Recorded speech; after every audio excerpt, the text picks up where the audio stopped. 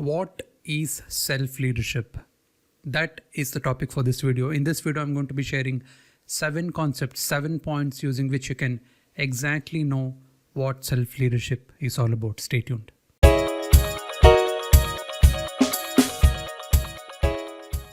Hello and welcome to Enriching Beliefs. This is Karthik. Thank you so much for tuning in. It's probably one of those videos after a kind of a gap.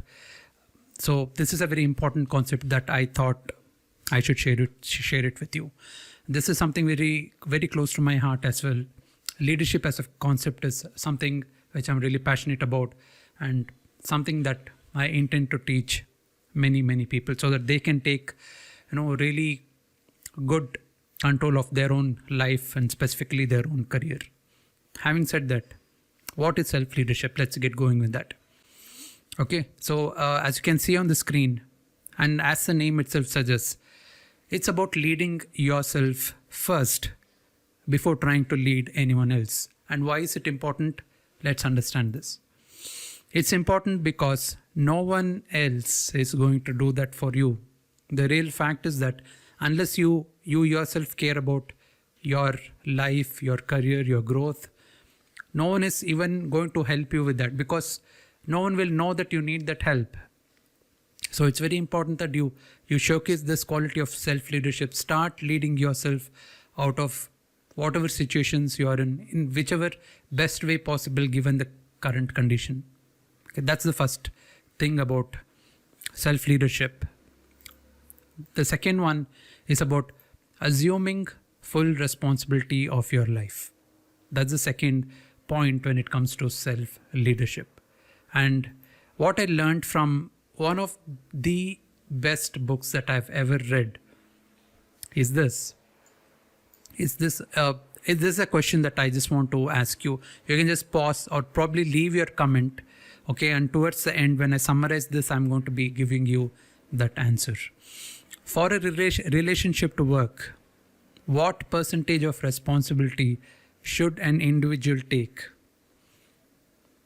What percentage of responsibility should you take? Let's say you're in a relationship with your partner.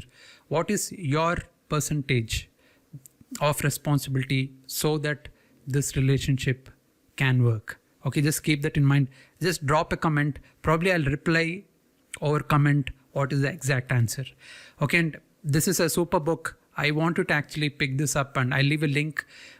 This is one of the life-changing books that you can actually read. Okay, so it's about taking full responsibility of your own life. And when you take full responsibility, you will not be bitter about what happened or what could have happened, but you will only progressively think about how you can improve things. That's the reason why it's important to assume full responsibility. All right. The third one being, this was a poster which my dad had put up when I was a kid. I used to walk past this poster which used to be on my living room day in and day out without knowing the power of those lines. It said this exact same lines. Life grows great only when it is disciplined. And self-leadership is about how you can be self-disciplined. Let's see what's coming under this point. All right. So by definition, self-discipline is the ability to control one's feelings and overcome one's weaknesses. Really powerful definition, isn't it? So, and that's one of the key reasons why I also have self-discipline as one of my core values, which I also teach in my own community. All right. So this is a very important concept, and that's why this is one of the important attributes of self-leadership. All right. That's the third point. The fourth one being self-analysis. When you know how you can control your emotions, how you can, let's actually see what's coming under this. Okay, being present and being self-aware. That's what is self-analysis. And why is it important? As I said, when you can control your emotions and you can even understand it, you don't even have to control it. When you start understanding what are those triggers that makes you do certain things, good or bad, you can either eliminate them or you can just double them up. If it's working for you, you can just double them up. And if it is not causing pain and stress for others, do it more. If it's creating stress, do it less. Okay, so with self-analysis, you will also come to know what are your likes and dislikes. And that's why this is again a very important concept, or rather one of the attributes when it comes to being a self-leader. All right, that's the fourth point.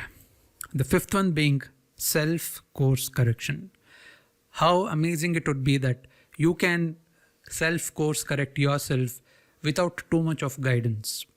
Because when you ask for too much of help, you are not thinking on your own. You're not being creative. You're not being a problem solver. You're just being an executioner. But if you want to transition from being that to someone who can take charge of things, and you can become the problem solver, this is one of the important things. Self-course corrections. Once you have self-analyzed, you can self-correct, because what gets measured gets improved, right? So that's the fifth point. And the sixth one being self-care. In the bigger scheme of life, what I see people not doing is, well, they're really good. They're empathetic towards others, but more often than not, they miss out on this very important factor of self-care. You can only care others as much as you can care yourself. Only if you know how to care yourself can you care well for others. All right. It's about being humble, but at the same time, not allowing anyone to hurt you. You need not have to hurt someone else to prevent them from hurting you. That's about being humble. All right. So, well, that's how you do it. Now, in fact, within my own private FB group, I share lots of things about self-leadership, specifically the self-care part of things. And I also share that in my own courses, where I talk about how you can apply I call it as the 6C humane leadership principles. That's about how you can be a humane leader and how you can apply those principles for yourself, because you are leading yourself as well. All right. So if you want to know a little bit more about that, I'll drop a link where you can join my private FB group. It's going to be an amazing learning journey for you. I will promise you that. All right. And the seventh point being,